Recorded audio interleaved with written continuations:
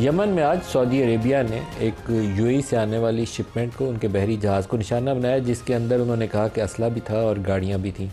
और उसके बाद सऊदी अरब की जानिब से एक बयान भी आया कि यूएई फोर्सेस जो हैं ये यमन की तरफ से, बल्कि उनकी जो प्रेसिडेंशियल काउंसिल है उसका स्टेटमेंट आया कि जो यूएई की फोर्सेस हैं फौरी तौर पर यमन को छोड़ दें। सऊदी अरब ने इसको अपनी जो उनकी सिक्योरिटी है उसके लिए ख़तरा या रेड लाइन करार दिया इस वाक़े को। यूएई ने अभी से थोड़ी देर पहले जो अपना मिशन था यमन के अंदर उसको ख़ात्मे का ऐलान किया। बहुत मुनासिब तरीके से, अगर मुसालिहाना तरीके से ये मामला तय हो जाए तो बहुत अच्छा होगा।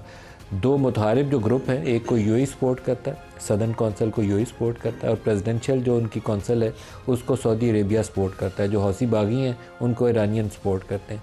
पाकिस्तान ने इसमें मुसालिहाना किरदार अदा करने की कोशिश की है। पाकिस्तान के डिप्टी प्राइम मिनिस्टर ने सऊदी अरब के वज़ीर ख़ारजा से बात की है। अभी से थोड़ी देर पहले प्राइम मिनिस्टर ऑफ पाकिस्तान रहीम यार खान गए, जहाँ पर मोहम्मद बिन जायद अल नहयान जो यूएई के प्रेसिडेंट है वो इस वक्त मौजूद हैं। एक रोज़ा उनका सरकारी दौरा था 26 दिसंबर को, उसके बाद से वो रहीम यार खान में अपने पैलेस में मौजूद हैं और वहाँ उनकी मुलाकात हुई है। मुलाकात की जो सरकारी तफसील है उसके मुताबिक तो दो तरफ़ा जो रिलेशंस हैं इक़्तिसादी और दिफाई मामलात के हवाले से उसके ऊपर गुफ्तगू हुई है, लेकिन जो ज़राए के हवाले से ख़बर हमारे रिपोर्टर्स दे रहे हैं वो कहा जा रहा है कि उसमें ये यमन की मौजूदा सूरत हाल और जो सऊदी अरब और यूएई के बयान थे उसका भी तज़किरा हुआ।